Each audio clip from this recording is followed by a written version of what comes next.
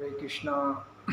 जगत गुरु शिल प्रभुपाद महाराज की जय। नमो विष्णुपादाय कृष्ण प्रेष्ठाय भूतले श्रीमते भक्ति वेदांत स्वामी ते नामिने। नमस्ते सारस्वते देवे गौरवाणी प्रचारणे निर्विशेष शून्यवादी पाश्चात्य देशतानि। जय श्री कृष्ण चैतन्य प्रभु नित्यानंद श्री अद्वैत गदाधर शिवासादि गौर भक्तवृंद।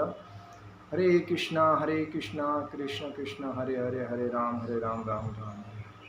ओम नमो भगवते वासुदेवाय, ओम नमो भगवते वासुदेवाय, ओम नमो भगवते वासुदेवाय। शील प्रभुपाद महाराज की जय। परम पूज्य लोकनाथ स्वामी महाराज की जय। निताई गौर प्रेमानंदे हरि हरि बोल। आज हम लोग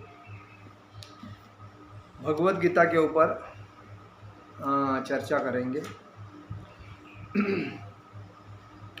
समोह सर्वभूतेषु न मे द्वेषस्ति न प्रियः, ये भजन्ति तु मां भक्ता मयि तेषु चाप्यहम्। समोह सर्वे भूतेषु न मे द्वेषस्ति न प्रियः, ये भजन्तु तु मां भक्ता मयि तेषु चाप्यहम्। मैं न तो किसी से द्वेष करता हूँ, न ही किसी के साथ पक्षपात करता हूँ। मैं सबों के लिए समभाव हूँ, किंतु जो भी भक्तिपूर्वक मेरी सेवा करता है वह मेरा मित्र है, मुझ में स्थित रहता है और मैं भी उसका मित्र हूँ। भगवान क्या बोलते हैं कि मैं कभी किसी से द्वेष नहीं करता हूँ और नहीं पक्षपात करता हूँ। मैं सभी के लिए समभाव हूँ। जो भक्तिपूर्वक मेरी सेवा करता है वह मेरा मित्र है, मुझ में स्थित रहता है और मैं भी उसका मित्र हूँ। यहाँ यह प्रश्न किया जा सकता है कि जब कृष्ण का सबों के लिए समभाव है और उनका कोई विशिष्ट मित्र नहीं है, तो फिर वे उन भक्तों में विशेष रुचि क्यों लेते हैं जो उनकी दिव्य सेवा में सदैव लगे रहते हैं। किंतु यह भेदभाव नहीं है कि यह तो सहज है। इस जगत में हो सकता है कि कोई व्यक्ति अत्यंत उपकारी हो, किंतु तो भी वह अपनी संतानों में विशेष रुचि लेता है। भगवान का कहना है कि प्रत्येक जीव चाहे वह जिस योनि का हो उनका पुत्र है, अतः वे हर एक को जीव की आवश्यकता वस्तुएं प्रदान करते हैं। वे उस बादल के सदृश है जो सबों के ऊपर जलवृष्टि करता है, चाहे वह वृष्टि चट्टान पर हो या स्थल पर या जल में, या किंतु भगवान अपने भक्तों का विशेष ध्यान रखते हैं। ऐसे ही भक्तों का यह उल्लेख हुआ है कि वे सदैव कृष्ण भावनामृत में रहते हैं, फलतः वे निरंतर कृष्ण में लीन रहते हैं। कृष्ण भावनामृत शब्द ही बताता है कि जो लोग ऐसे भावनामृत में रहते हैं वे सजीव अध्यात्मवादी है और उन्हीं में स्थित है। भगवान यहाँ स्पष्ट रूप से कहते हैं कि मयि ते अर्थात वे मुझ में हैं, फलतः भगवान भी उनमें हैं।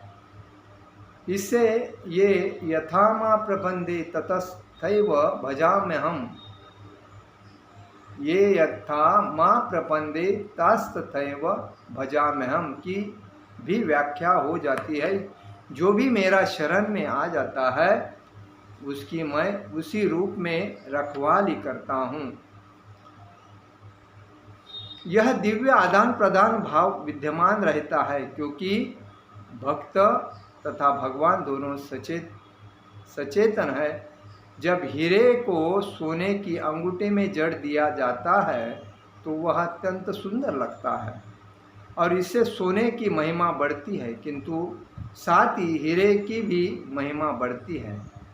भगवान तथा जीव निरंतर चमकते रहते हैं और जब कोई जीव भगवान की सेवा में प्रवृत्त होता है तो वह सोने की भांति दिखता है। भगवान हीरे के समान है, अतः यह संयोग अत्युत्तम है होता है। शुद्ध अवस्था में जीव भक्त कहलाता है, परमेश्वर अपने भक्तों के भी भक्त बन जाते हैं। यदि भगवान तथा भक्त में आदान प्रदान का भाव न रहे तो सगुणवादी दर्शन ही नहीं रहे। मायावादी दर्शन में परमेश्वर तथा जीव के मध्य ऐसा आदान प्रदान का भाव नहीं मिलता, किंतु सद्गुणवादी दर्शन में ऐसा होता है।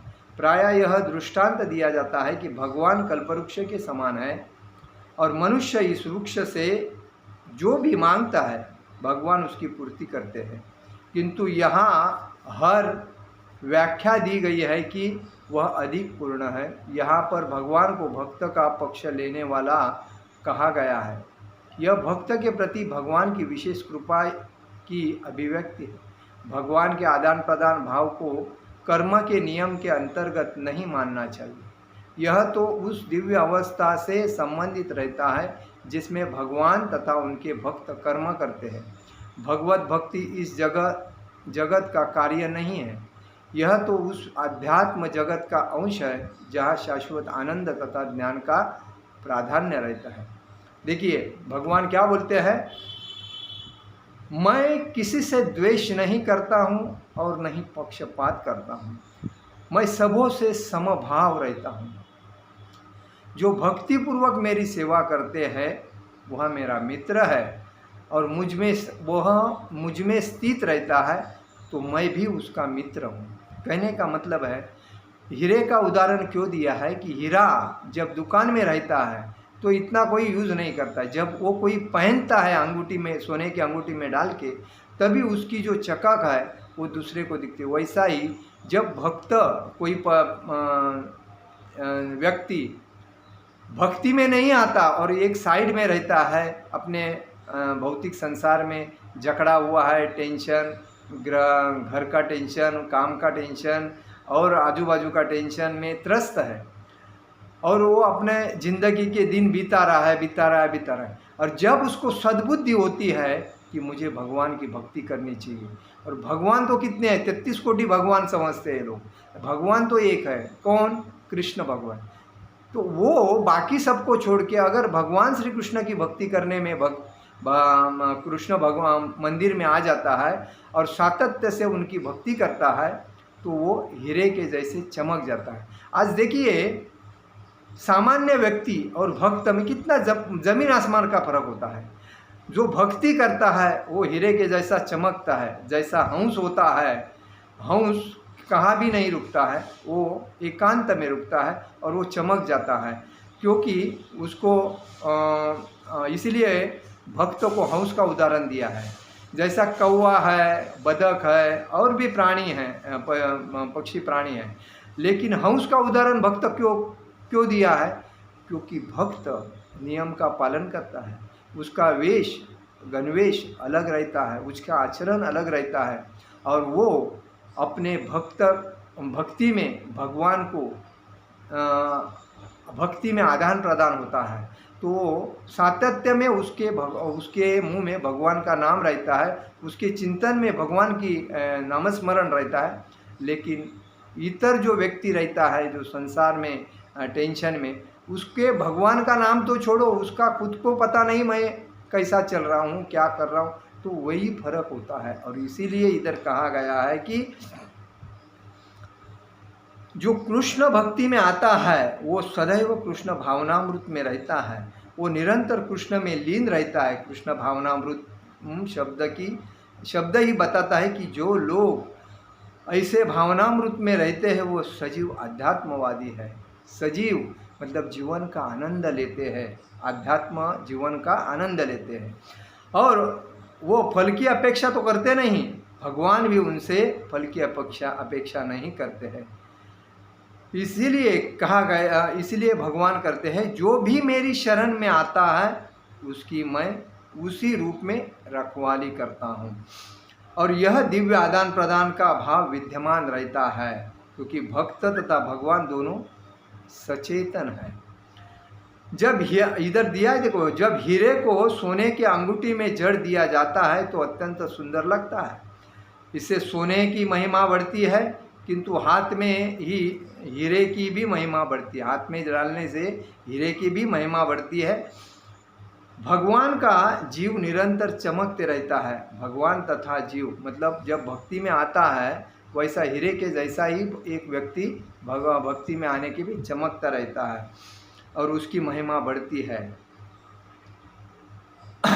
जब कोई जीव भगवान की सेवा में प्रवृत्त होता है तो वह सोने की भांति दिखता है। देखिए, जब आदमी, देखिए इस संसार में सोना, चांदी, पेट्रोलियम ये सब व्यर्थ है। सबसे श्रेष्ठ तुलसी है और तुलसी ही भगवान की मैनेजर है और भक्त है। इसीलिए वृंदा देवी की सुबह उठ के प्रथमता भक्ति की जाते हैं, क्योंकि जब एक तुलसी माला जब हम पहनते हैं उसमें करोड़ों अरबों का कुछ काम नहीं है उसके सामने, क्योंकि वो तुलसी माला हमें बाहर से स्वच्छ करती है।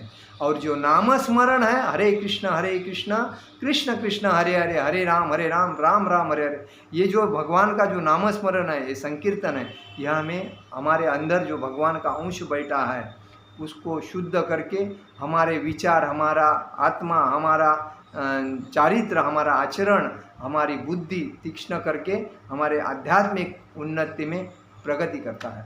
और इसीलिए सोना, चांदी, प्लैटिनियम इसको छोड़ के तुलसी माला मैं कैसे पहनूं और तुलसी माला के नियम पहन के मैं शुद्ध कैसा बनूं और भक्ति में मैं प्रगति कैसे करूं।